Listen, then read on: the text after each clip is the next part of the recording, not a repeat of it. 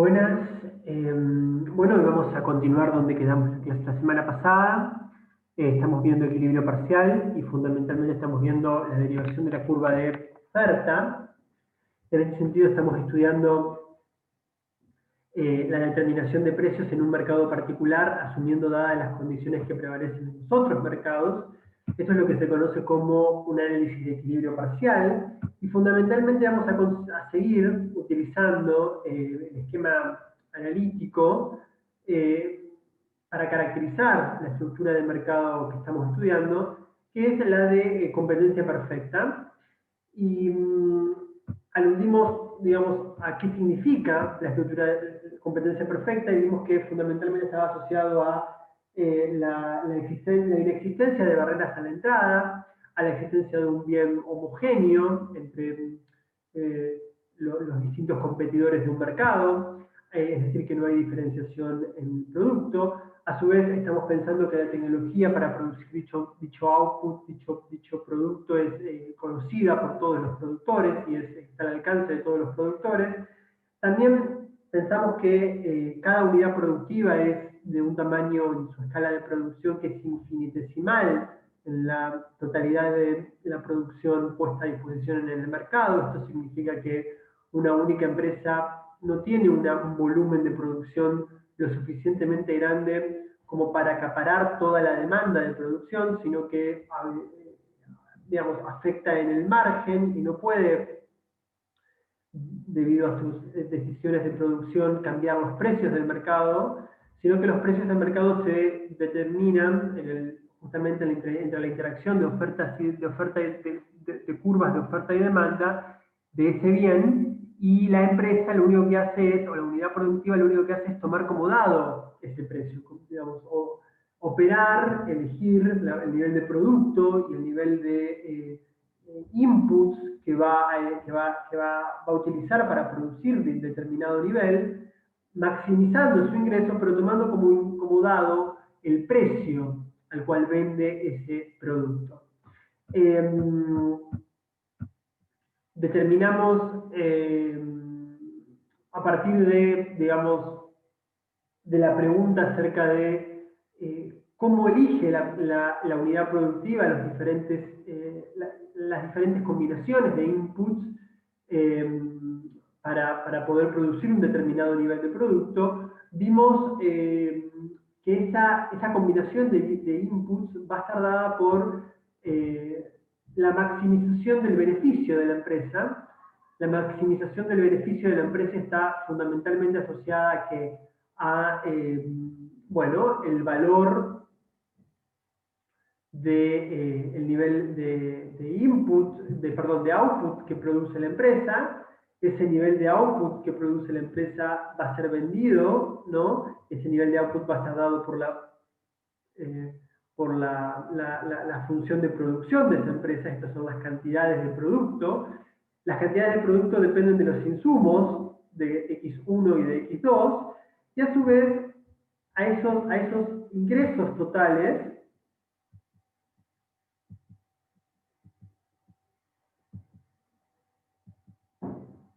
se le tiene que restar los costos totales, ¿no?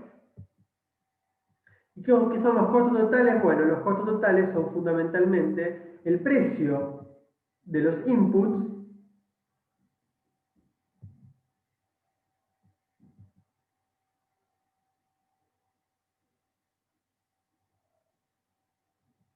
precio de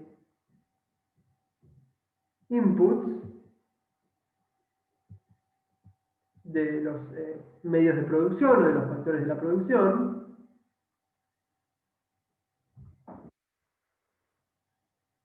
disculpen la caligrafía, y el nivel de los inputs, que el nivel de utilización está dado por la demanda de inputs. Entonces esto es demanda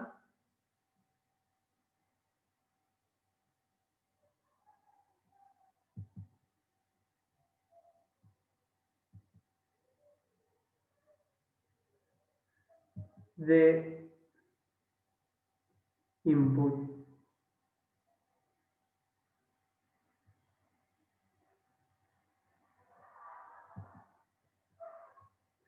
¿no? Y esto es x1, del input x1, ¿no? Lo mismo para el caso del input x2, ¿no? Entonces los costos que son, es la suma, los costos totales son es la suma de lo que la empresa paga por la utilización de los distintos volúmenes de inputs utilizados, ¿no? Lo que tenemos que determinar son las cantidades, son estas cantidades de inputs. Y para eso lo que hacemos justamente es la maximización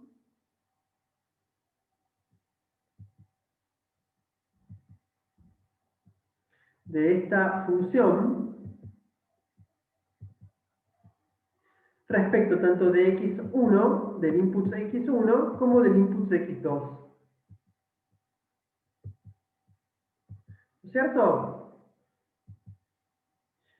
Sabemos que esta maximización va a ser la derivada de de pi del beneficio respecto a la derivada parcial del beneficio respecto de x1, que no va a ser otra cosa que la derivada del ingreso total, y que va a ser p,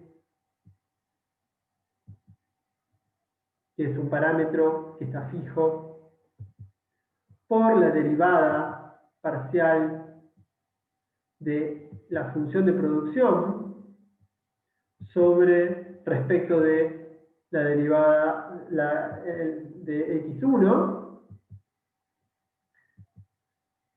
menos que w1 por la derivada del costo respecto de x1, que todo número, digamos, la derivada de w1 por x1 respecto de x1 es igual a w1. Y esto tiene que ser igual a 0, ¿no? Lo mismo para x2, exactamente el mismo procedimiento, pero en vez de derivar respecto del beneficio respecto de x1, lo derivamos de respecto de x2, y de vuelta nos queda que el precio de el bien por la derivada parcial de la función de producción respecto de x2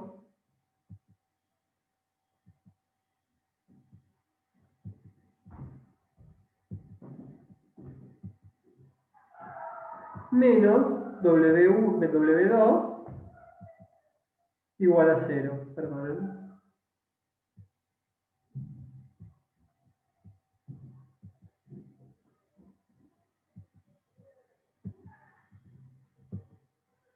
Obviamente pasamos w del otro lado y nos queda que p por la derivada de la función de producción respecto de x1 tiene que ser igual a w1 y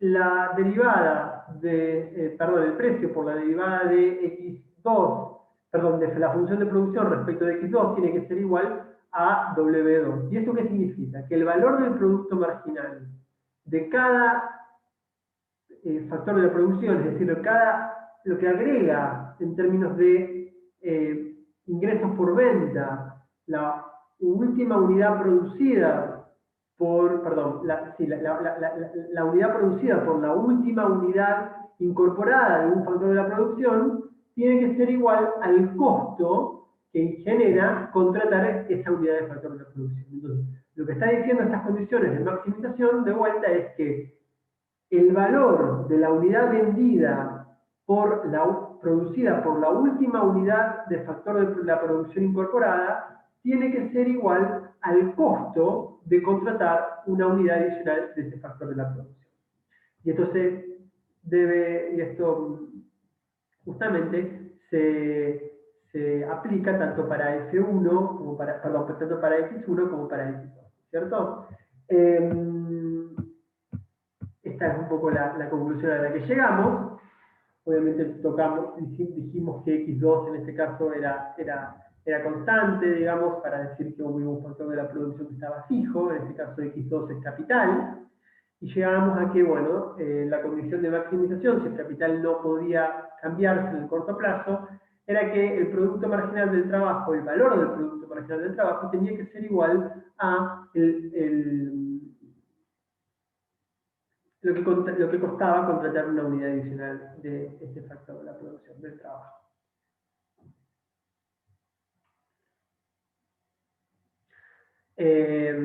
Bien. Ahora bien,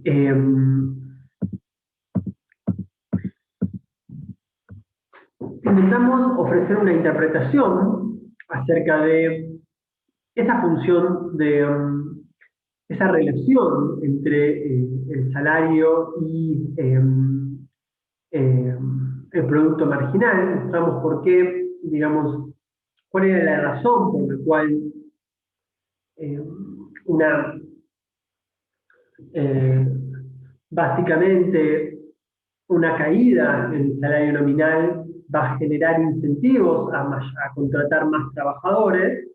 Eh, y derivamos una relación, digamos, que implicaba que la disminución del salario nominal siempre genera incentivos a que los empresarios, para mejorar su performance económica, aumenten la escala de producción contratando más trabajadores, ¿cierto? Dado que, o por lo menos, digamos, la idea es justamente que, lo que aporta el incremento de una unidad de producción, digamos, lo que aporta el incremento de producción, incorporar una unidad de trabajo adicional valorada en términos del precio de ese bien, es mayor al costo que genera incrementar, digamos, la cantidad de trabajo empleado, ¿no es cierto? Y eso genera incentivos a que aumente la demanda de trabajo por parte de las unidades productivas, de una unidad productiva. A la vez, si aumenta el precio de la mercancía, también esto genera que el ingreso, dado el salario constante, que el ingreso por cada unidad producida, el incremento de, al incorporar una unidad adicional de trabajo, genere un ingreso mayor a el costo de incorporar esa unidad de trabajo, ¿no? Y eso genera que digamos, la curva de demanda de trabajo tenga una pendiente negativa respecto del salario nominal, pero a la vez, digamos, una caída, un incremento de los precios va a generar un desplazamiento de esta curva de demanda, porque ahora para cada nivel, digamos, de trabajo empleado, el valor del producto marginal de la última unidad incorporada de trabajo es mayor, ¿cierto? Entonces, eso básicamente va a redundar en que si el salario es constante, va a generar incentivos para que un mismo nivel de salario se incremente la cantidad de trabajadores empleados. Otra de las formas en las que podemos ver esta idea de determinar, digamos, las cantidades óptimas de empleo de cada uno de los factores es a través de la función de curvas, perdón, de la idea de curvas de isocosto. ¿Qué son las curvas de isocosto? Bueno, las curvas de isocosto nos están diciendo cómo son una relación entre perdón, isobeneficio, no de isocosto, de isobeneficio. Son una relación entre la cantidad de output y en este caso de producto generado y la utilización de un factor de la producción para manteniendo constante el beneficio percibido por la empresa. Entonces, digamos, lo que se hace es pasar, digamos, si esto está constante, porque en la curva de riesgo-beneficio todas las combinaciones entre nivel de output y un nivel de input para un beneficio constante, eso es lo que se conoce como curva de riesgo-beneficio, y para derivar esa curva de riesgo-beneficio, lo que hacemos es pasar del otro lado todos los costos, manteniendo el otro costo, manteniendo la utilización del otro factor de la producción constante, y nos queda que P por I va a ser igual a ¿qué? Al beneficio, que queda constante, porque estamos en una curva de riesgo-beneficio, más que, bueno, lo que cuesta cada unidad del factor de la producción X por X1, más lo que cuesta cada unidad del factor de la producción X2, W1, perdón, por la utilización de ese factor de la producción. Ahora lo que podemos hacer es pasar dividiendo este precio que sabemos que está dado porque estamos operando siempre en competencia perfecta del otro lado, y nos queda que I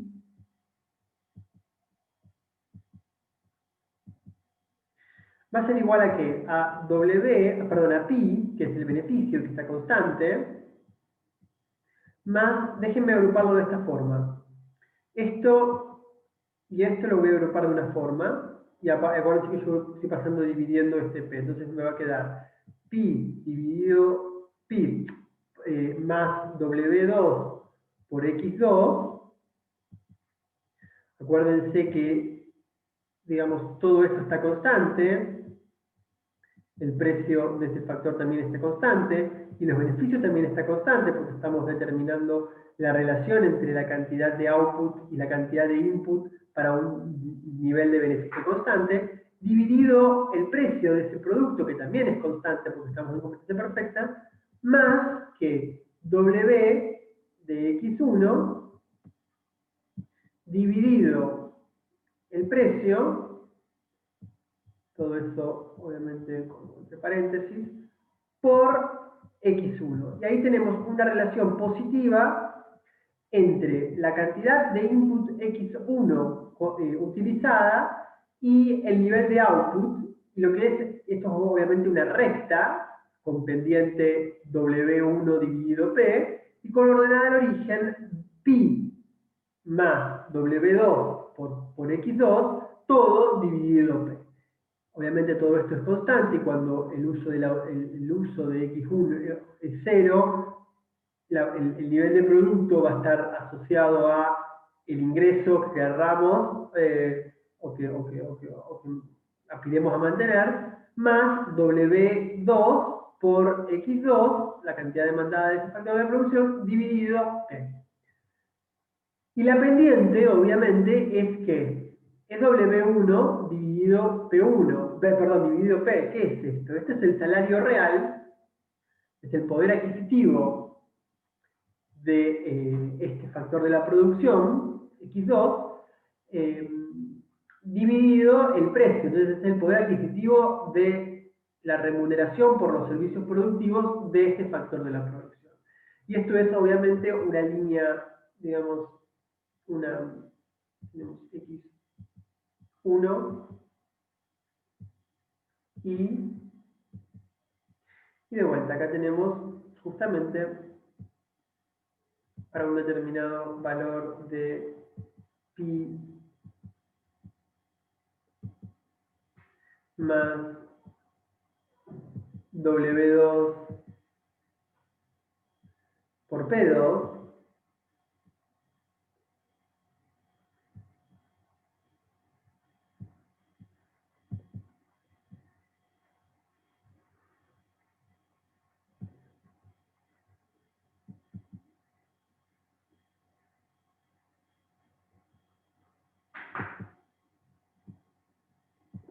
por X2, perdón,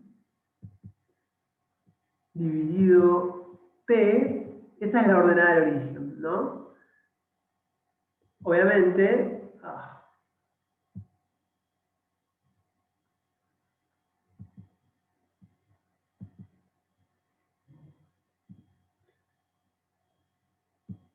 a medida que aumenta la utilización de X, iba a aumentar, a medida que aumenta la utilización de X1, iba a aumentar, y lo va a hacer de forma constante porque la pendiente de esa recta es constante, y es W1 dividido P, ¿no?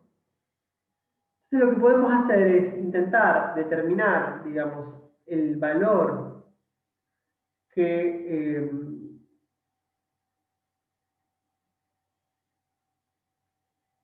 vamos a maximizar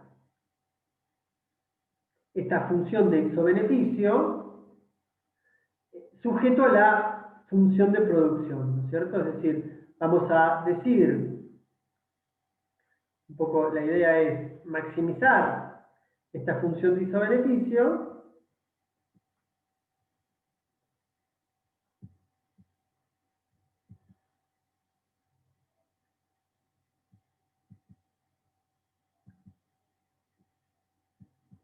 respecto de x1, porque sabemos que x2 se mantiene constante, sujeto a qué?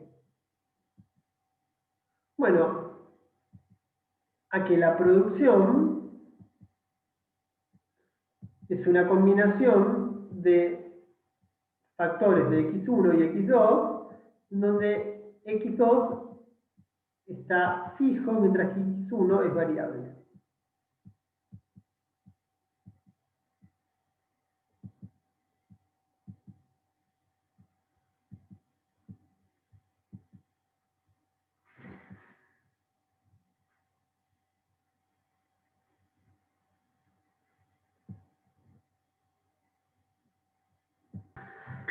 Esto, digamos, ustedes saben bien cómo resolverlo. Igual lo voy a explicitar. Digamos, hay varias formas. Una de ellas es plantear el lagrangiano. Otra es, creo que es la más fácil, sustituir la ecuación de la función de producción en la función objetivo. Es decir, la restricción en la función objetivo del problema a optimizar. En este sentido, vamos a reemplazar, digamos, I por la función de producción y luego vamos a derivar respecto de X1. En este sentido vamos a decir maximizamos X respecto de X1 la siguiente situación. Vamos a agarrar y vamos a poner acá, ya vamos a, en vez de I, vamos a colocar la función de producción, f de x1 y f de x2 como funciones de, como argumentos de la función de producción. Esto tiene que ser igual a, bueno, el beneficio que está dado más el costo de producción por unidad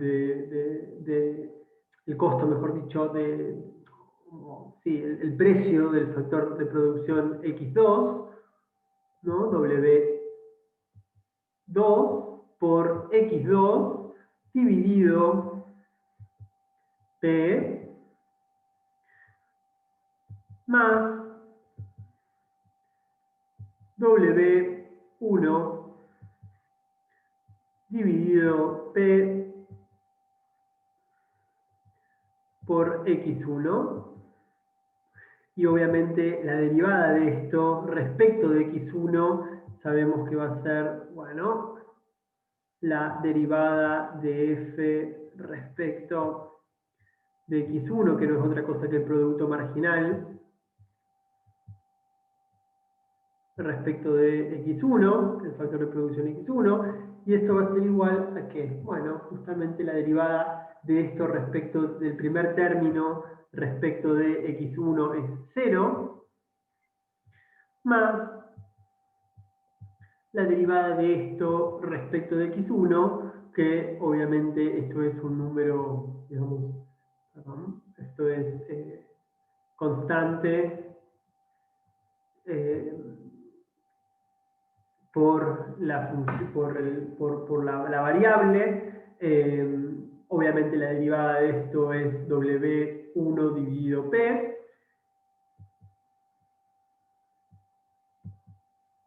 W1 dividido P. ¿No? Obviamente que esto nos da exactamente lo mismo que la otra situación, porque podemos pasar P multiplicando de este lado, y así tenemos que P por el producto marginal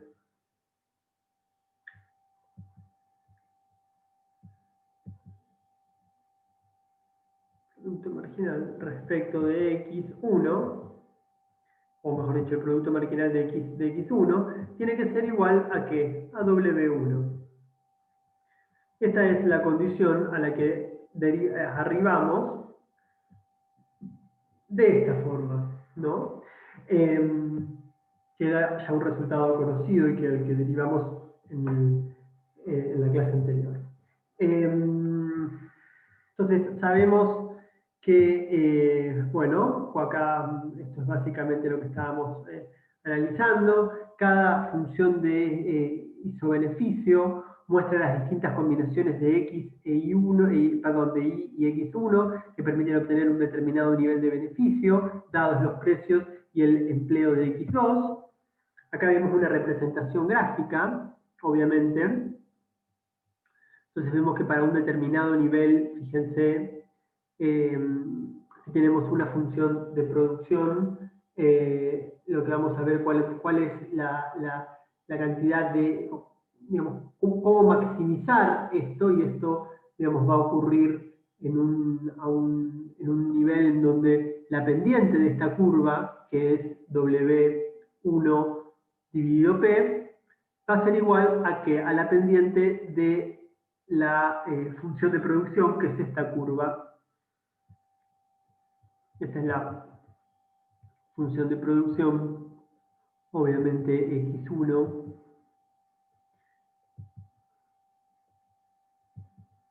X2, que es constante y que no se, digamos, que no se mueve.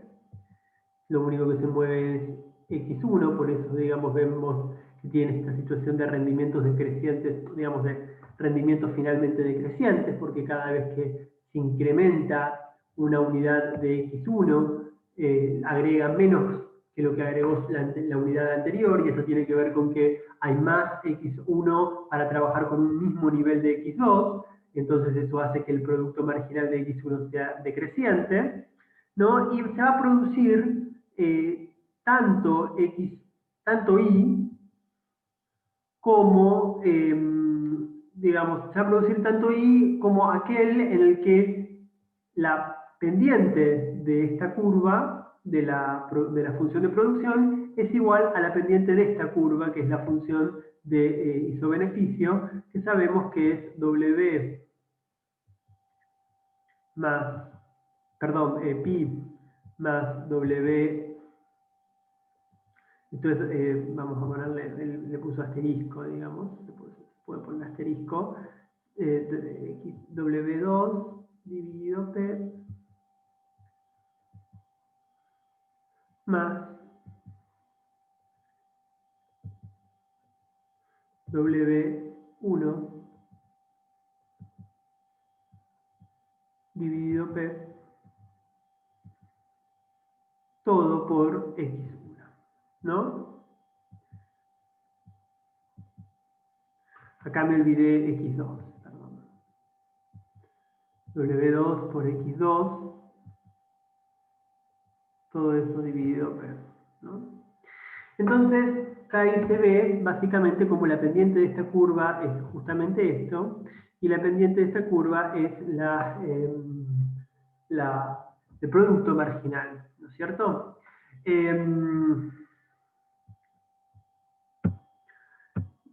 Obviamente la pendiente de la recta, la moneda de origen. El máximo beneficio se obtiene cuando la pendiente de la recta es tangente a la función de producción, es decir, cuando, de vuelta, W1 dividido P es igual al producto marginal respecto del factor de producción X1.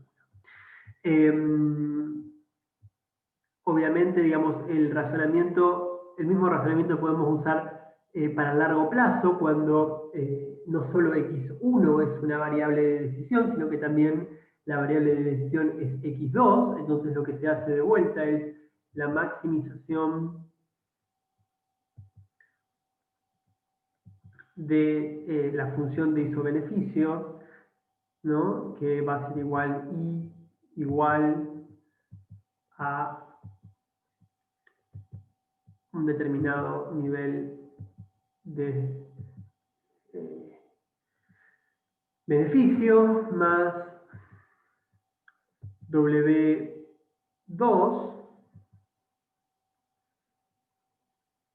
por X2.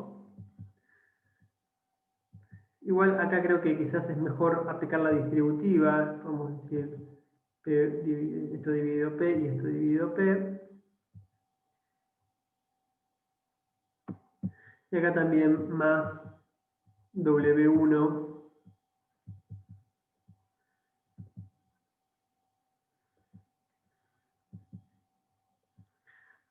dividido P por X1, ¿no? Y ya veamos que esta función de isobeneficio, que de vuelta nos muestra la relación para cada valor de X1 y de X2, y respecto de, digamos, mejor dicho, es la relación entre X1 y X2 y el input, perdón, y el output, y, digamos, para un mismo nivel de beneficio, ¿no? Y esta función, obvio, se maximiza tanto respecto de x1 como respecto de x2, siendo que esta función objetivo se encuentra sujeto a ¿qué? Sujeto a la función de producción, que es I igual, el ingreso, el producto, mejor dicho, igual a ¿qué? A la función de producción que depende tanto de x1 como de x2, ¿no? Y de vuelta vamos a tener que hacer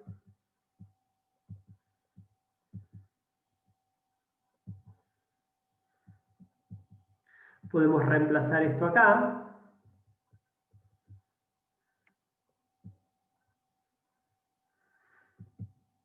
y nos queda que maximizamos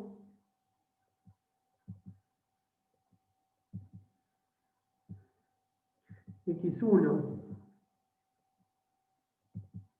respecto de x1 y de x2,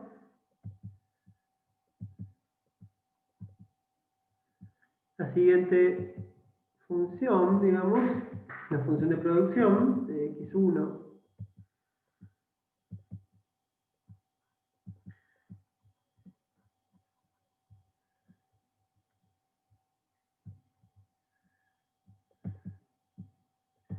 y x2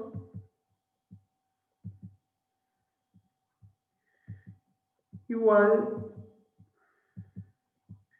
a el beneficio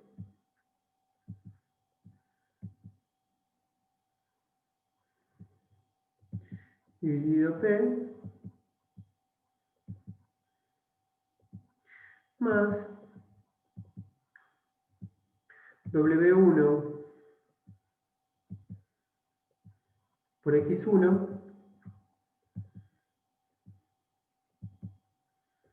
obviamente todo esto dividido P, más W2 por X2, obviamente todo esto dividido P, ¿no? Y la condición a la que vamos a llegar es que la maximización se da cuando ¿qué? Cuando el producto marginal, la derivada parcial de f respecto de x1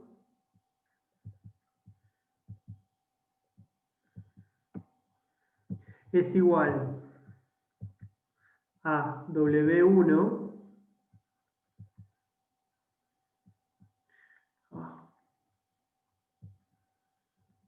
dividido P, y la función, la derivada parcial de la función de producción respecto de X2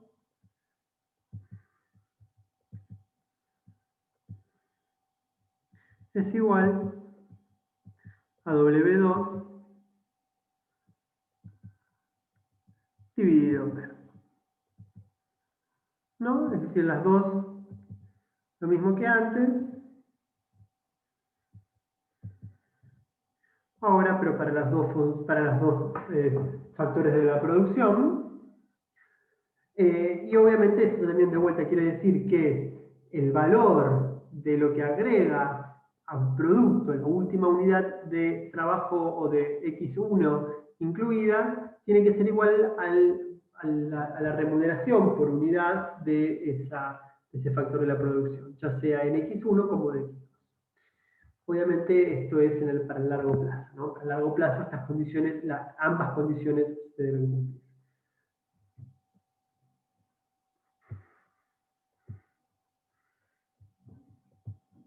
En ese sentido, nosotros podemos plantear, digamos, una situación en donde, bueno, hemos visto que el emprendedor maximiza sus beneficios, elige las cantidades de factores que permiten producir aquel nivel de I, y que maximiza la diferencia entre ingresos y venta, ¿no? Obviamente en este caso tenemos que los factores de la producción son trabajo y capital, ¿no? Y justamente el mismo problema puede verse como resultados en dos etapas. Este problema que yo planteé recién de una función, digamos, maximizar la función de isobeneficio respecto de la función de producción, también puede ser abordado de otra forma, que tiene que ver con la minimización de los costos de producción, ¿no? Eh, para un determinado nivel de producto, y es en el sentido, tenemos dado el nivel de producto, y vamos a ver cuál es el uso, digamos, la combinación de factores de la producción que me permiten minimizar los costos, y luego, una vez determinado la función de costos mínima, la incluimos en la función de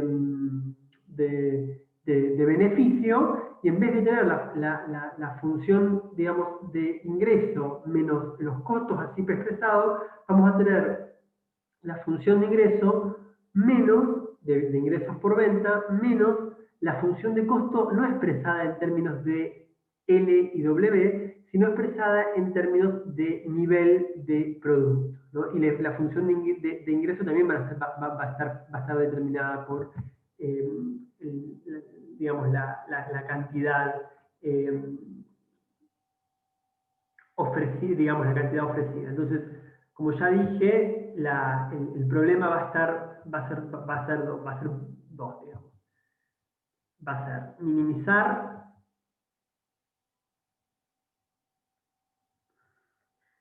los costos de producción, WL, es decir, más R de capital, esto va a ser respecto de L y de capital, sujeto a la tecnología disponible, que sabemos que es F de L y K, que produce un nivel de ingreso dado, y esto nos va a dar una función de costo, de acá vamos a derivar una función de costo que va a ser expresada de la siguiente forma. Perdón.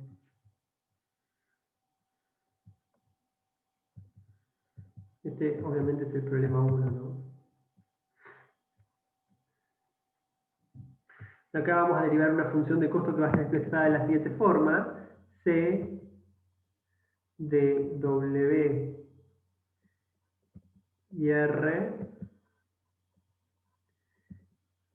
Obviamente esto está dado, entonces EI va a ser igual, la función de costo va a ser igual a un determinado C mínimo que va a estar multiplicado por I, y luego a esta función la vamos a incluir en una función de maximización de ingreso, de beneficio. Esta, digamos, ¿no? Es una forma alternativa de analizar el mismo problema que vimos recién, nada más que más completa y que muestra, digamos, en dos versiones el mismo problema. Vamos a maximizar, esto es 1.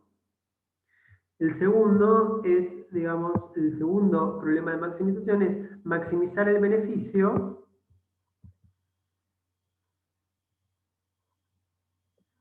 minimizamos los costos como condición necesaria, ¿no? Para luego maximizar los beneficios, que los beneficios van a ser, fíjense, el precio por I menos el costo mínimo, el costo unitario mínimo en realidad, que es el costo que vamos a determinar, por I, ¿no? Y esto es obviamente respecto de esta maximización, ¿no? Entonces fíjense como de acá sacamos esta función de costo y la incluimos y cambiamos la función de costo del problema. La función de costo del problema ya no es doble, digamos, que dependen de la utilización de trabajo y de capital, sino que va a depender de la escala de producción enteramente. Entonces, el problema de maximización y del cual se va a derivar la función de oferta, se puede desglosar, se puede hacer de dos maneras. Uno, maximizando la función de isobeneficio respecto de la función de producción, sujeto a la función de producción. La segunda es a través de dos pasos. Uno que es la minimización de los costos sujeto a la función de producción para luego maximizar el ingreso como función de precio por la cantidad de producto menos costo mínimo unitario por unidad de producto. Son dos formas de abordar el mismo problema, ¿no? Lo que tiene lo que tiene el segundo paso, que parece más largo porque desglosa el problema en dos, es que lo muestra de forma más detallada. Primero los productores eligen la tecnología más eficiente y luego eligen el nivel de producción que les maximiza el beneficio, ¿no?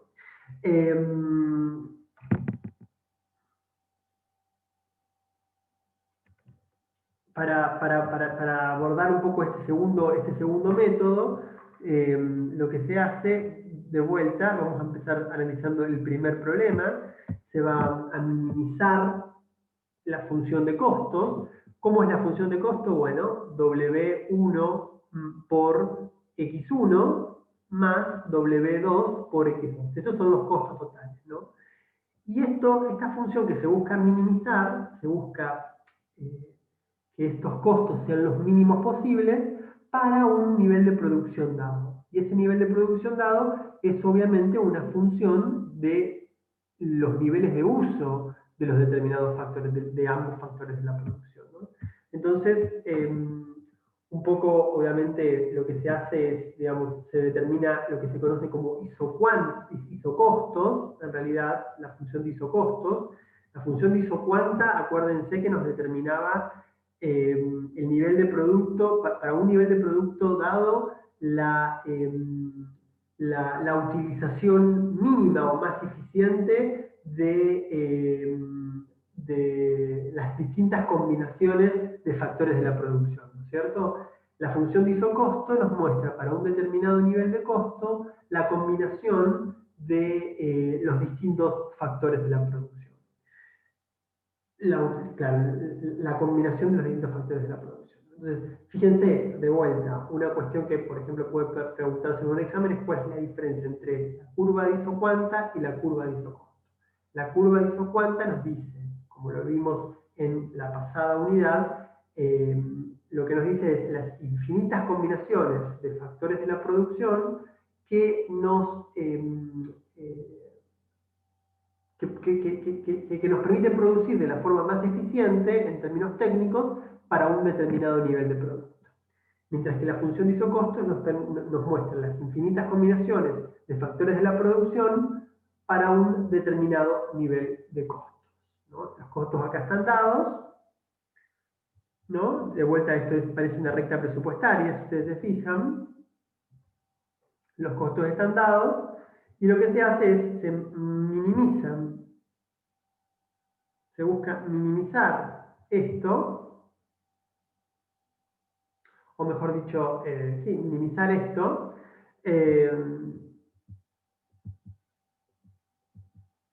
esto es x1,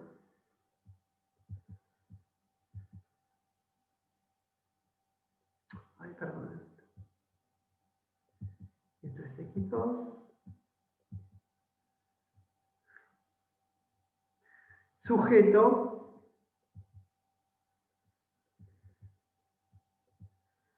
a ¿qué? Bueno, a i, un i dado, una función de producción de x1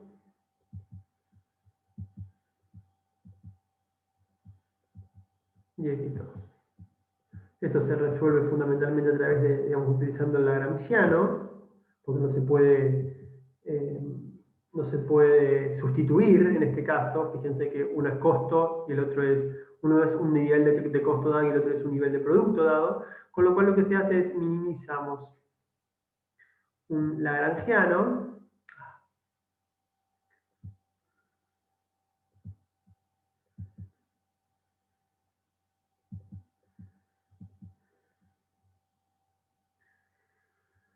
se va a hacer en realidad,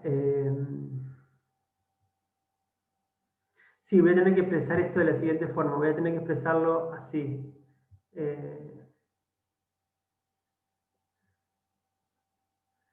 Creo que va a ser mejor expresarlo así. W,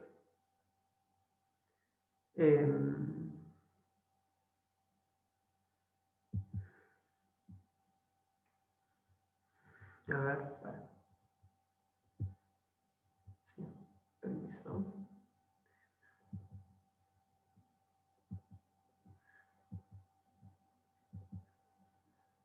De X2.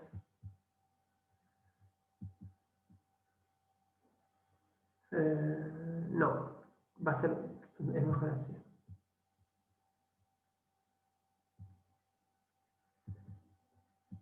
W de X1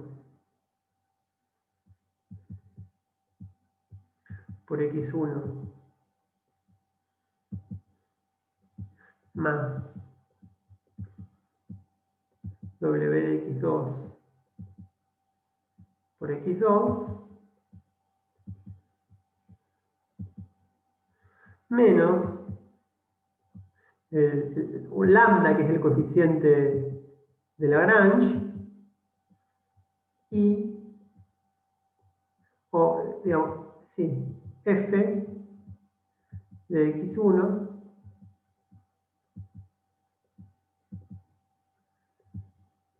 y X2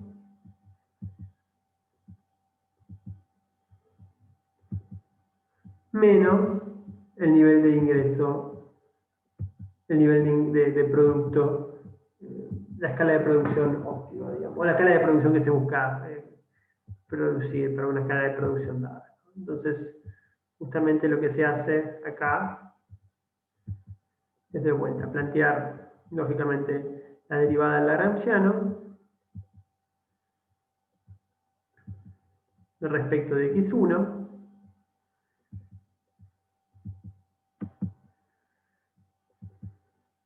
que de vuelta esto va a ser el famoso, digamos,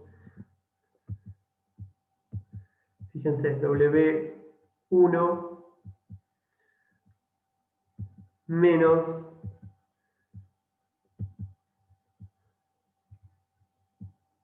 la derivada de f, la derivada parcial de f respecto de x1,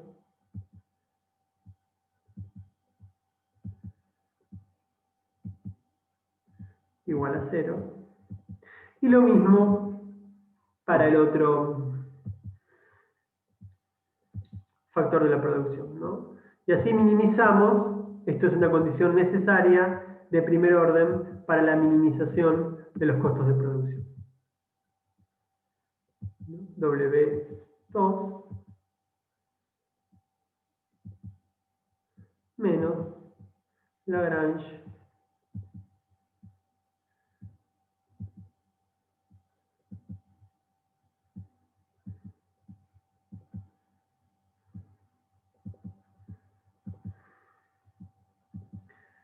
igual a 0.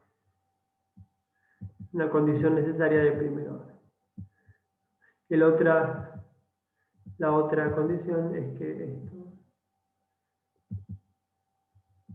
la derivada de Lagrange respecto del coeficiente de Lagrange, que no va a ser otra cosa que f de x1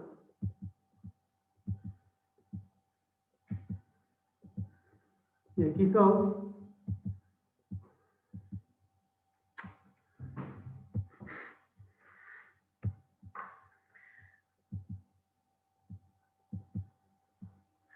menos y igual a 0. ¿No? Y ahí tenemos las tres condiciones. 1, 2 y 3.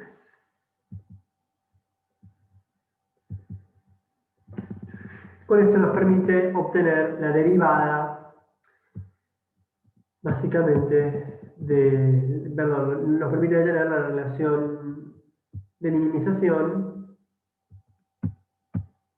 Obviamente, esto es algo muy parecido. Fíjense que lo que tenemos es la recta presupuestaria, en este caso es la función a minimizar, esto es lo que se busca minimizar, y lo que se busca es, obviamente, para un nivel de producto, la combinación que minimiza ese costo de la producción, y justamente no va a ser este punto.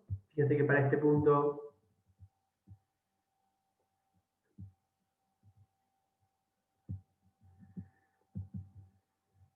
la pendiente de esta recta es menor, a la pendiente de esta recta, con lo cual lo que vamos a tener es que,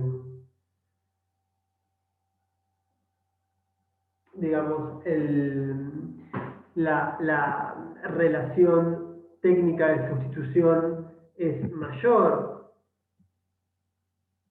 a W1 sobre W2, y esto nos permite decir que justamente se maximiza, o mejor dicho, se minimiza el costo si uno aumenta la contratación de X1 y disminuye la contratación de X2, ¿no? Y así desde arriba al punto óptimo, que es donde existe básicamente igualdad.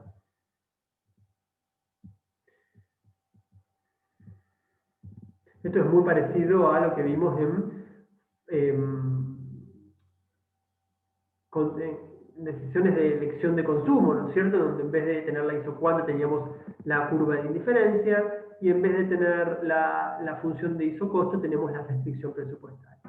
Acá lo que vamos a tener es diferente, vamos a tener una función de costo a minimizar, sujeto a una función de producción que va a ser justamente esta curva de isocuanta. De ahí se va a derivar la curva de isocuanta.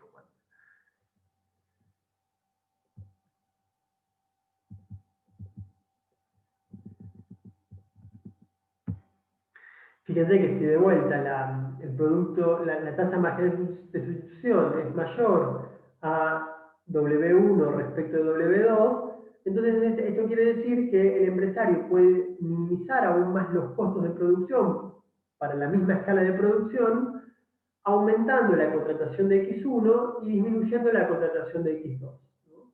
Y esto, obviamente, en un contexto de, digamos, donde uno no quiere variar la escala de producto, la única forma de aumentar X1 es disminuir X2, la utilización de X2, y esto genera justamente la situación del punto, del pasar del punto A al punto B.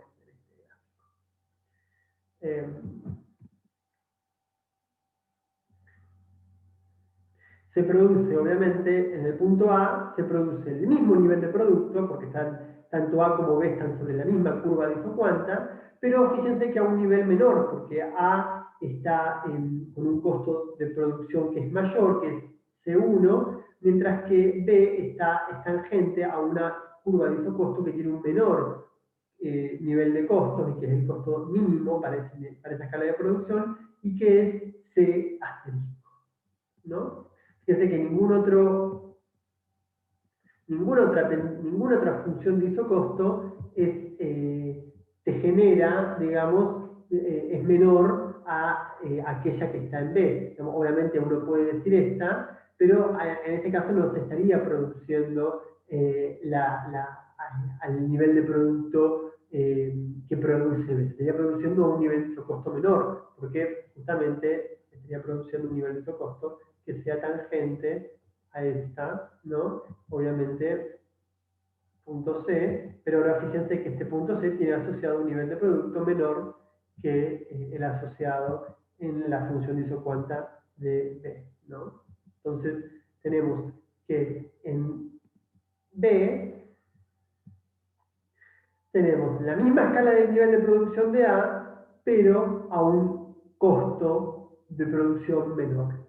Por ende, C es el punto óptimo, porque es el que minimiza para ese nivel de producto la función de costo de producción.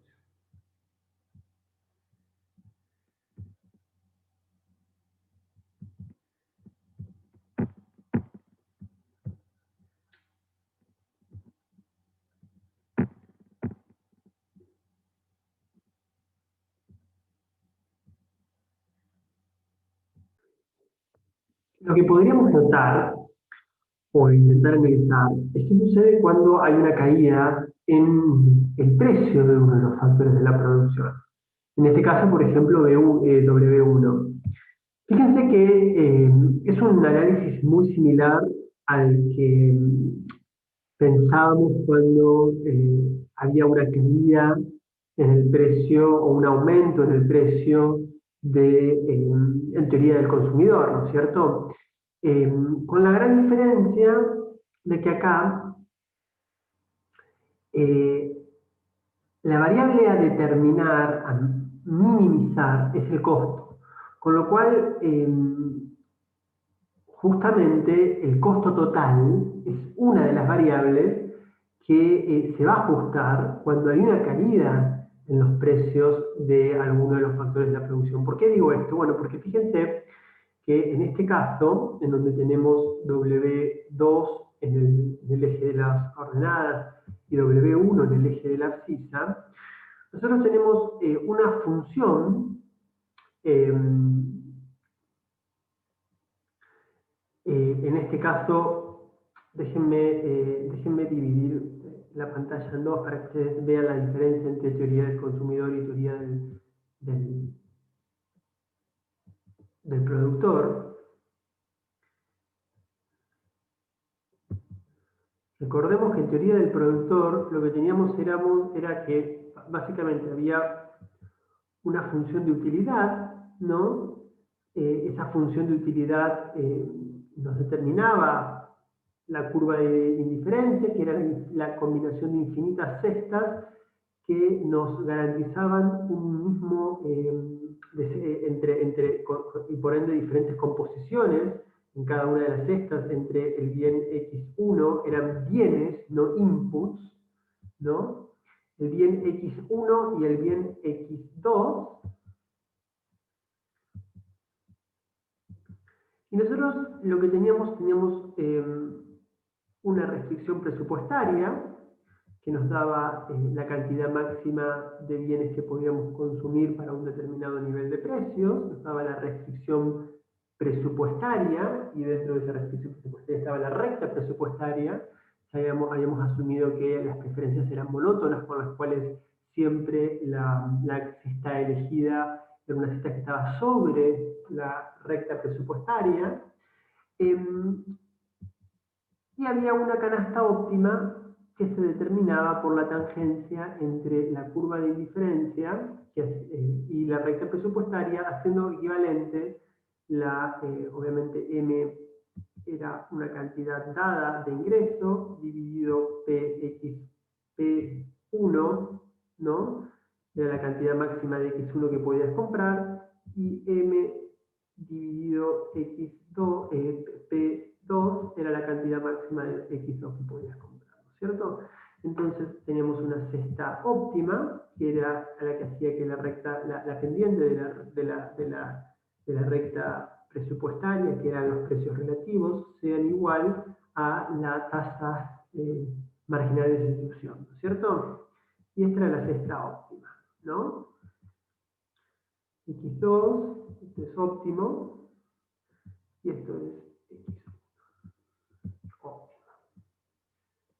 Ahora bien, fíjense que cuando caía,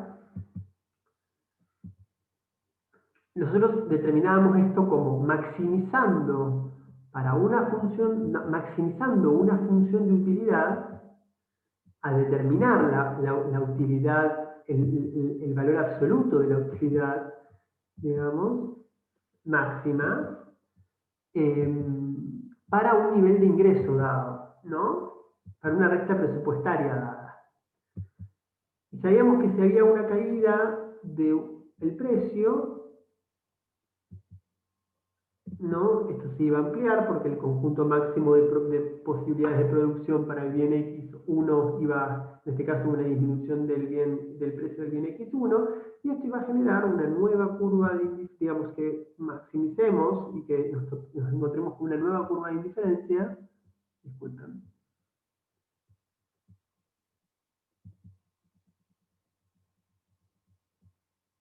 Bueno, imaginemos que esta es, ¿no? Que ahora vamos a consumir una mayor cantidad de X, ¿no? Óptima de X1, y un nuevo nivel de utilidad, ¿no? Asociado a esa nueva cesta, ¿no? Una utilidad mayor en este caso, porque se ampliaron las posibilidades de consumo. Ahora bien, por ende, obviamente, esta cesta nueva, esta cesta A, desde ya que al tener una mayor utilidad, esta cesta B, digamos, al tener una nueva utilidad, iba a generar que B sea preferida A, ¿no? Ahora bien, en teoría de la producción, el problema es otro, ¿no? Sabemos que esto le vamos a llamar 1 y esto le vamos a llamar 0, la utilidad 0, entonces sabemos que la utilidad 1 es mayor a la utilidad 0, ¿no? Y por ende, B es preferida a A.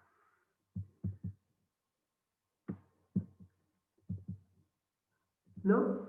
Ahora bien, con teoría de la producción, el problema es diferente, porque no estamos maximizando el costo de producción, no estamos maximizando la función de producción, estamos minimizando el costo. Entonces, si se minimiza el costo, recordemos que en la curva de isocostos, el costo total es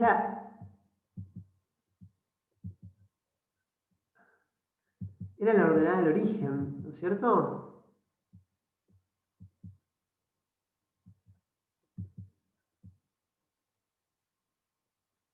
W1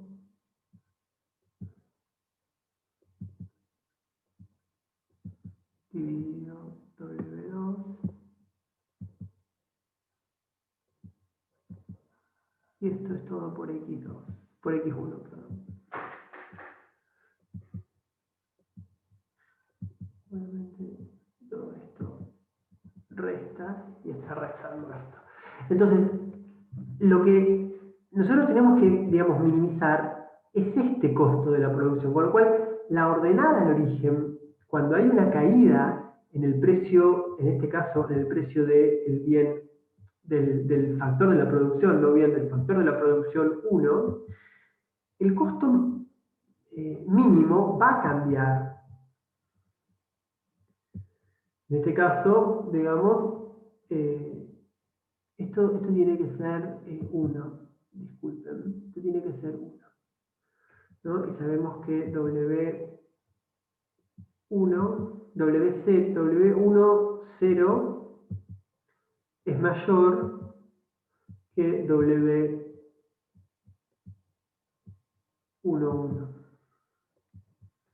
Es decir, hubo una caída en el precio del factor de la producción X1.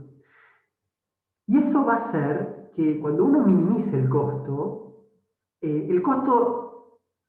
tiende a ser menor, dado que se cayó el precio de un factor de la producción, el costo que gasta el empresario para producir el mismo nivel de producto va a ser menor que antes.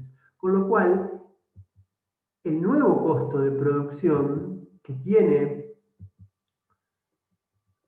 asociado a, perdón, esto es 1, va a ser menor que antes.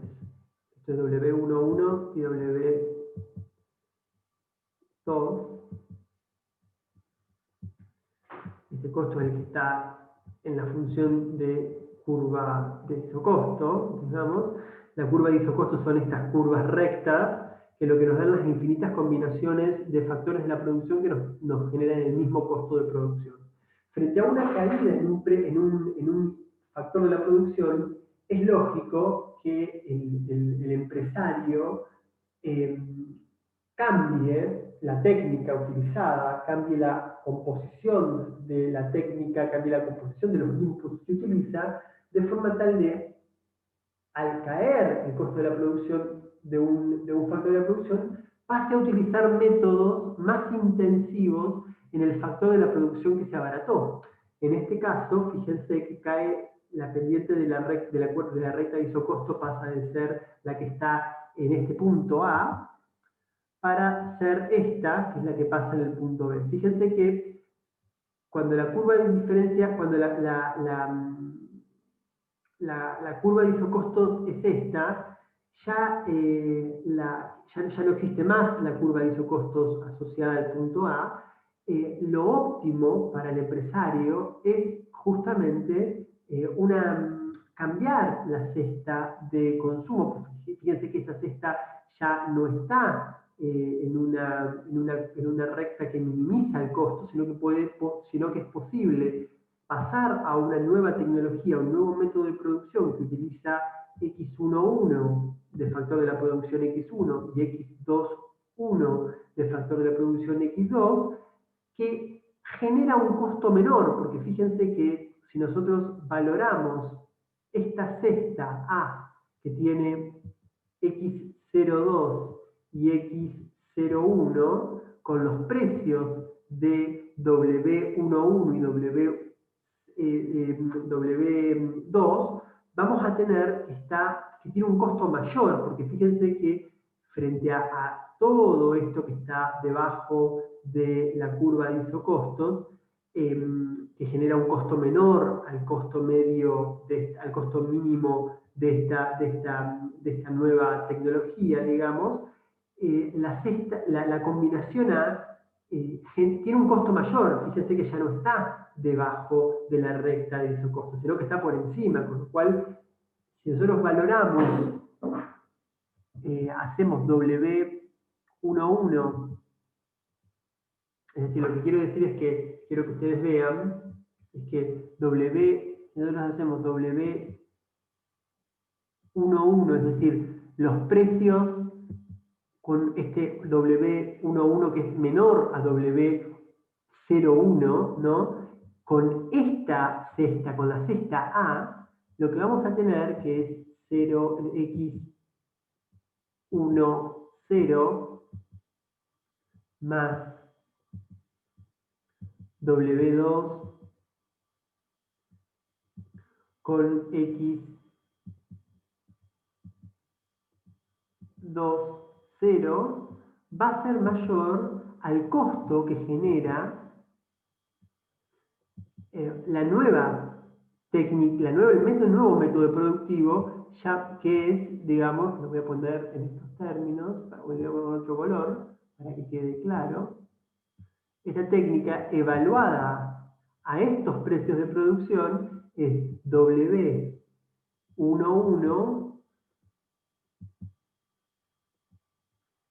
X11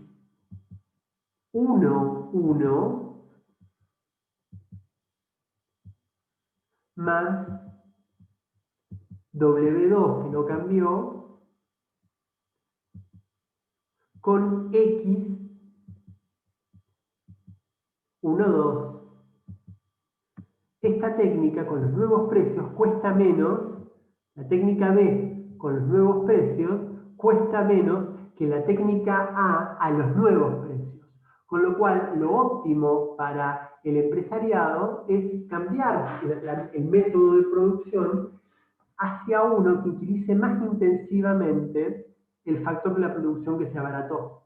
Fíjense que en este nuevo eh, método de producción, justamente, es un método de producción que tiene más de X1 y menos de X2, ¿no es cierto? Porque X2 ahora, al caer el precio de W1, ahora se encareció el factor de la producción 2 respecto del factor de la producción 1. Con lo cual, si esto es capital, quizás si lo piensan como esto capital y como esto trabajo,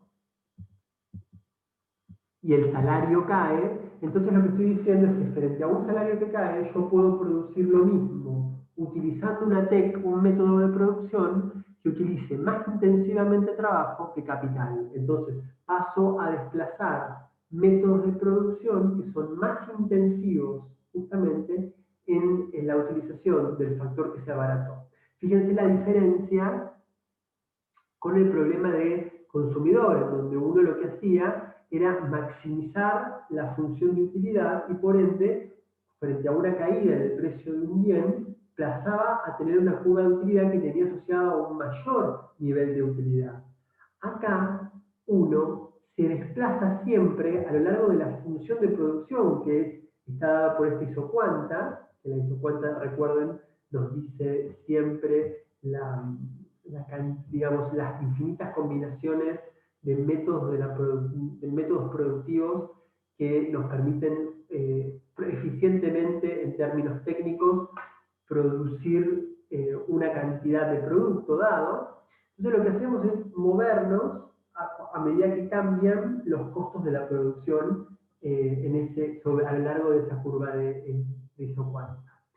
Y digamos, lo que implica es que frente a un abaratamiento de un factor de la producción se termina pasando a técnicas a métodos productivos que usen más intensivamente el factor de la producción que se abarató.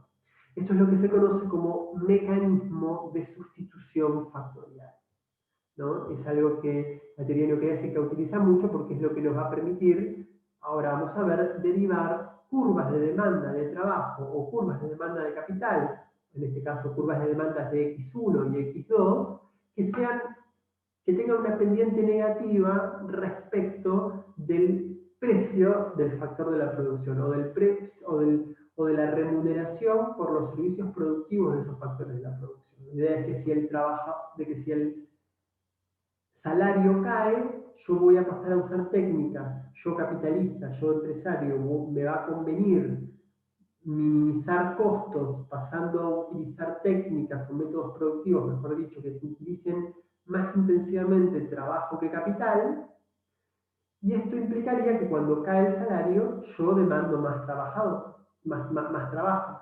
Y cuando aumenta el salario, ¿yo qué hago? Me paso a técnicas, a métodos productivos que utilizan menos intensivamente trabajo que capital. Con lo cual, frente a un aumento del salario nominal o del salario real, lo que yo hago es pasar a utilizar más capital que trabajo, disminuir mi demanda de trabajo. Entonces, de acá se deriva una de las prescripciones más importantes en teoría económica a la hora de pensar el empleo, que es cuando frente a la existencia de desempleo involuntario, de desempleo de personas que quieren trabajar pero los empresarios no quieren contratar, la forma de incentivar la contratación para esta teoría, la teoría neoclásica, es disminuir los salarios nominales. Porque si una empresa se comporta así y todas las empresas se comportan así, cuando las empresas minimizan costos, frente a una caída del salario nominal, lo que van a hacer es pasar a usar métodos productivos que utilicen más intensivamente trabajo que capital. Sustituir, digamos. ¿Por qué sustituir? Bueno, porque en el método productivo A, fíjense que utilizaba más X2 que X1, y en el método productivo B utiliza menos X2 y más X1. Entonces hay una sustitución del factor de la producción X1 respecto del factor de la producción X2, ¿no? Déjenme borrar todo esto.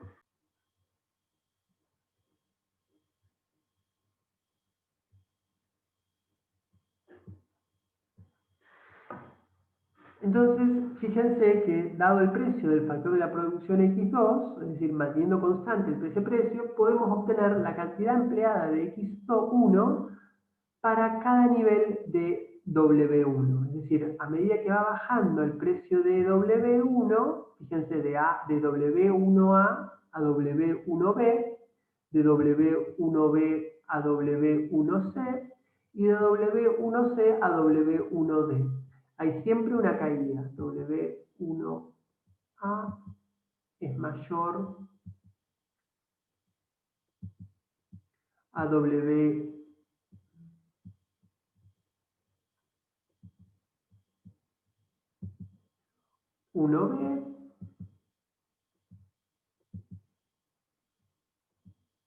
W1B a su vez es mayor a W1C y W1C a su vez es mayor a W1D.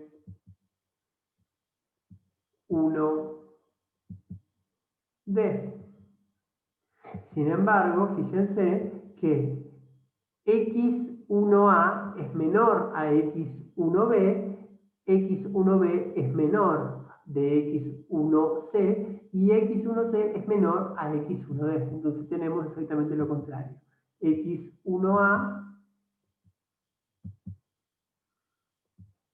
la cantidad de X óptima cuando el precio del factor de la producción X1 es W1A, es X1A, ¿no? Y eso es menor cuando cae el precio del factor de la producción, y ahora lo óptimo es demandar X1B, que es mayor, es decir, el método productivo B es más intensivo en el factor de la producción 1 que el método productivo A. Lo mismo cuando el precio de ese factor de la producción sigue cayendo y ahora pasa a W1C. Se va a demandar entonces una cantidad incluso mayor de W1 de X1, que es X1C. Y cuando el W1 sigue cayendo y cae a W1D, lo óptimo para el empresario es seguir adoptando métodos productivos cada vez más intensivos en el factor de la producción que se está abaratando progresivamente. Y esto, obviamente, la cantidad demandada de factor de la producción X1, cuando cae el precio de la producción, del factor de la producción W1 a 1D, lo que vamos a tener es que lo óptimo para el empresario es contratar X1D, ¿no? Y cada vez me voy moviendo hacia, obviamente, todos estos puntos, todos estos métodos productivos obviamente están unidos, tienen asociado el mismo, disculpe, sabía que iba a estar difícil esto. Voy a cambiar el color.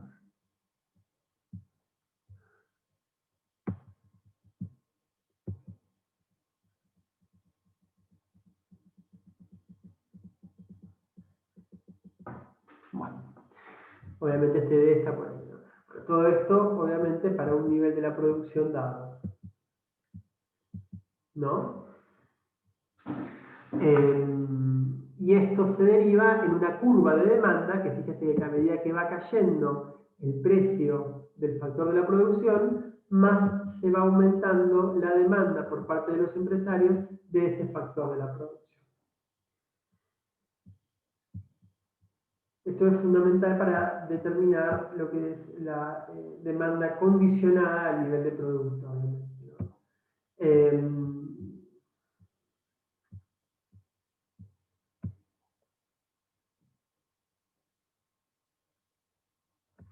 Obviamente, la cantidad demandada óptima de cada factor de la producción va a ser función de los precios de los factores de la producción y del nivel de producto que se quiere, que se sujeta, al que se sujeta la minimización de costos de la producción, ¿no? Entonces, una vez que nosotros tenemos la demanda óptima de cada uno de los factores de la producción, que dependen obviamente de el precio de cada uno de los factores de la producción, esto obviamente W1 dividido W2 es la pendiente de la curva de isocostos, y obviamente del nivel de producto al que se intenta minimizar el costo de producción, es decir, recordemos, esto se deriva de la minimización del costo de la producción, que es W1 X1 más W2 X2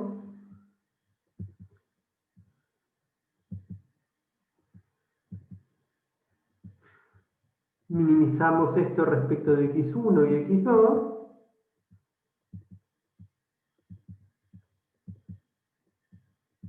sujeto a qué? Bueno, ahí está, sujeto a un nivel de producción que está dado por X, por Y, perdón, dado un Y arbitrario, un nivel de producción arbitrario, que se genera que combinando factor de la producción X1 y X2, ¿no? Entonces de ahí se deriva esta curva de demanda óptima de factores de la producción. Esto es muy parecido al problema, a la derivación de la curva de Higgs, perdón, sí, a la derivación de la curva de Higgs, en donde lo que se tiene, lo que obviamente, digamos, en vez de U es la utilidad, digamos, en vez de I es la utilidad, digamos, recordemos lo que se minimizaba en aquel momento para derivar la curva, la demanda higsiana era, se minimizaba el gasto de en X, en un bien X1 y bien X2, sujeto a un nivel de utilidad que dependía tanto de X1 como de X2. Acá lo que estamos minimizando el costo de la producción sujeto a una escala de producción. Entonces es un problema bastante parecido.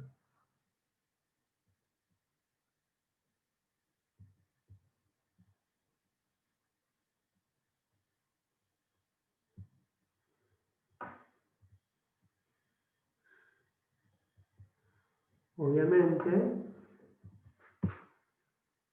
también obtenemos la curva, la curva de demanda X2, del factor de producción X2, y lo que hacemos es, podemos obtener la función de costos mínimos para cada nivel de producto, reemplazando en la función de, no, vamos a llamarle a esto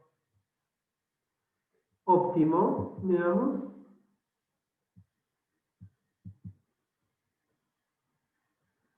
Entonces lo que hacemos es obtener la curva de costos totales mínimos, digamos, entonces, como función de x1, de x2, de w1, de w2 y de y,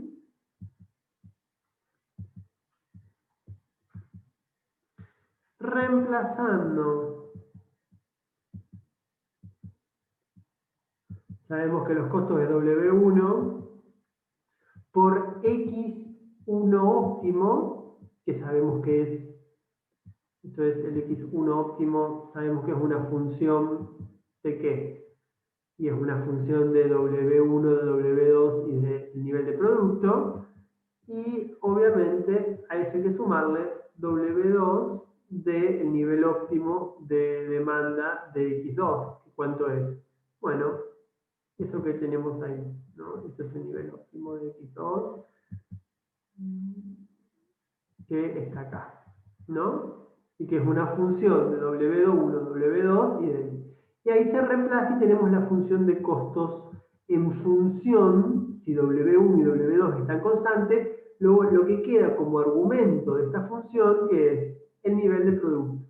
Entonces vamos a tener una función de costos que aumenta a medida que aumenta la escala de producción, ¿no? Ya sabemos que W van a estar los W, digamos, los precios de los factores de la producción, vamos a pensar los que están fijos, ¿no? Que no se mueven, y si esos no se mueven, ceteris paribus, los precios, digamos, de los factores de la producción, lo único que va a determinar cambios en la función de costo mínimo es el valor de la escala de producción. A mayor escala, mayor costo absoluto, ¿no? Mayor costo mínimo absoluto.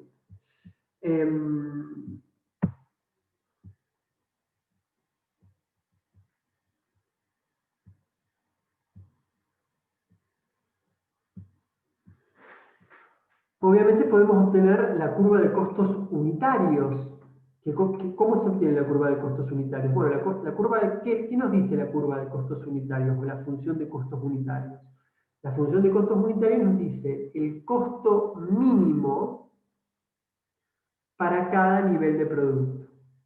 Entonces lo que hacemos es dividir la función de la filimina anterior por el nivel de producto.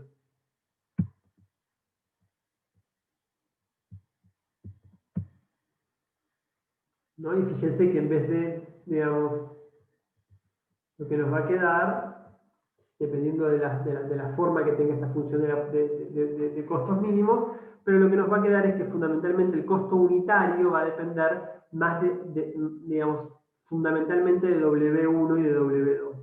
Si hay rendimientos constantes a escala, ya lo vamos a ver, solamente va a depender el costo unitario mínimo de W1 y de W2. Si hay rendimientos crecientes a escala, entonces va a depender de W1, W2 y de Y, y si hay rendimientos decrecientes a escala, también va a depender de Y. El costo unitario mínimo. A mayor nivel de producto, si hay rendimientos crecientes a escala, la idea es que por unidad de producto el costo medio vaya cayendo. Y si hay rendimientos decrecientes a escala, la idea es que el costo unitario mínimo por unidad de producto vaya aumentando. Ya lo vamos a ver bien esto cuando veamos la...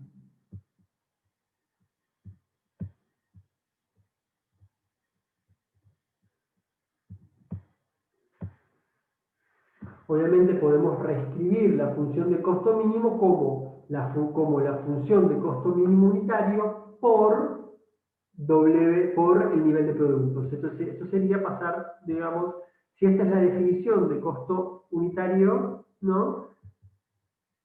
Podemos pasar la escala de producción multiplicando del otro lado. Y tenemos que el costo mínimo es igual al el costo unitario mínimo por la escala de producción. Y esto nos va a permitir hacer el puente entre los dos problemas que tenía este problema de maximización.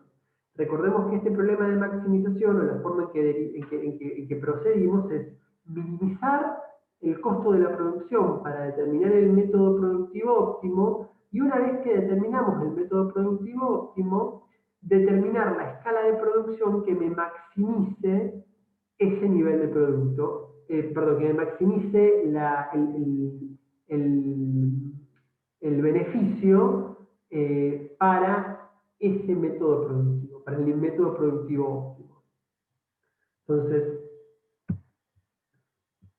reitero, este problema que estamos viendo aborda la determinación de la escala de producción del productor de la siguiente forma: minimizando los costos de producción para determinar el método productivo óptimo, y una vez que determinamos el método productivo óptimo, es decir, las demandas de los factores de la producción que minimizan el costo total para un nivel de producto, lo que hacemos es maximizar la función de beneficio de la empresa respecto, digamos, eligiendo el nivel de producto óptimo que respeta, obviamente, el método productivo.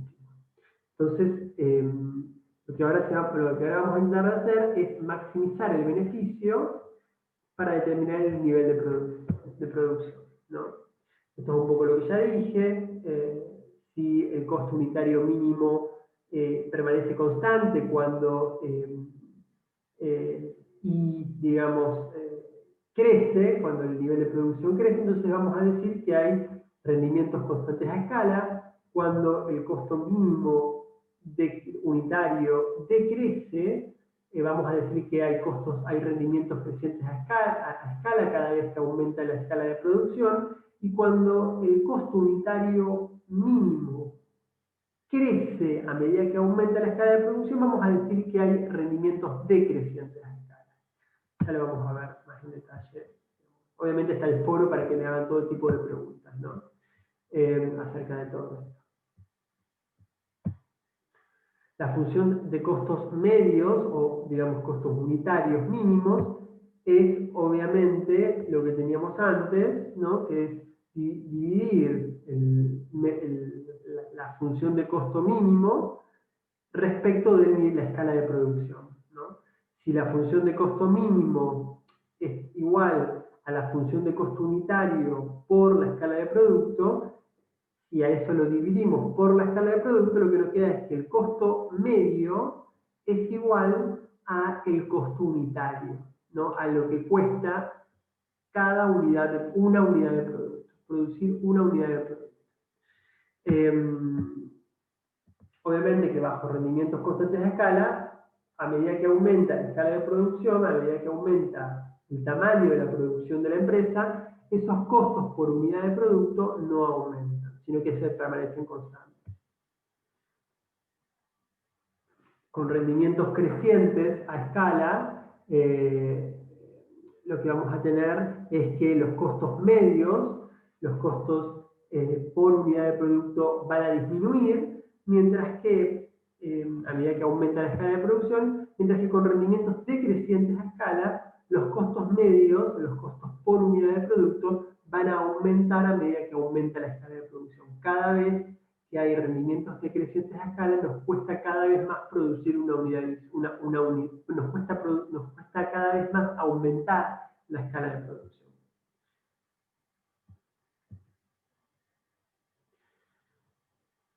Entonces, lo que vamos a hacer ahora es, digamos, dado los precios de los factores de la producción, podemos expresar los costos como función del nivel de producto. Y lo que podemos hacer es, dentro, si sabemos que la función de costo tiene un componente que es un costo fijo y otro componente que es un costo variable, vamos a decir que el componente fijo es aquella parte del costo total que no cambia, o que, mejor dicho, que se tiene que afrontar cuando la escala de producción es igual a cero.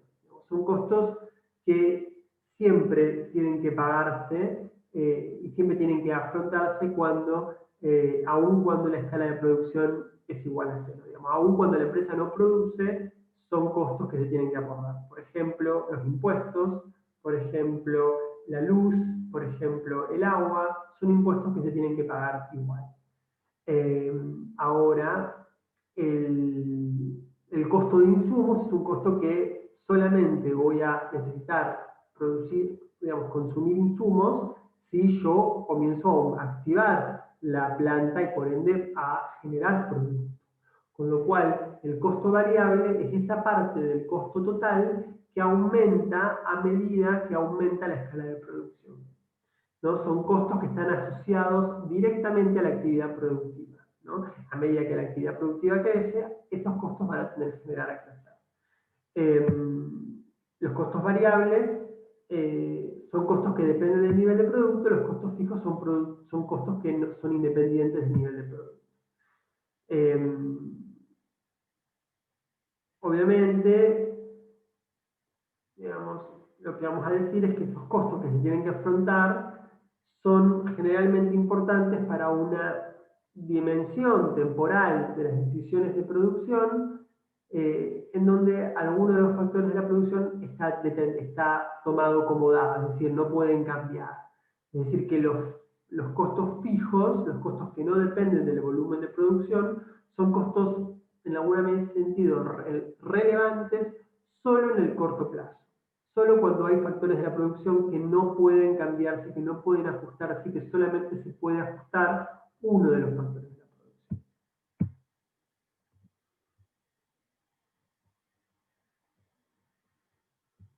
Bueno, yo quisiera, mejor vamos a dejar hasta acá, vamos a avanzar hasta acá, la clase que viene vamos a seguir avanzando un poco sobre esta noción de costos, en donde el principal argumento que cambia es la escala de producción y no los precios de los factores de la producción. La idea es que nosotros ya determinamos, dado, digamos, los precios constantes, ya determinamos el método productivo óptimo y ahora vamos a intentar ver cómo varía eh, la función de costos mínimos cada vez que aumenta la escala de producción o cada vez que varía la escala de producción. ¿Para qué? Para ir analizando la segunda parte de este modelo de optimización de producción del productor o de elección del productor, que tiene que ver con maximizar los beneficios eh, eligiendo una escala de producción óptima, ¿no? Les pido por favor que lean la literatura asignada y me hagan preguntas en el foro, ya está habilitado para que me hagan preguntas en el foro de esta unidad. Que tengan una buena semana. Un saludo.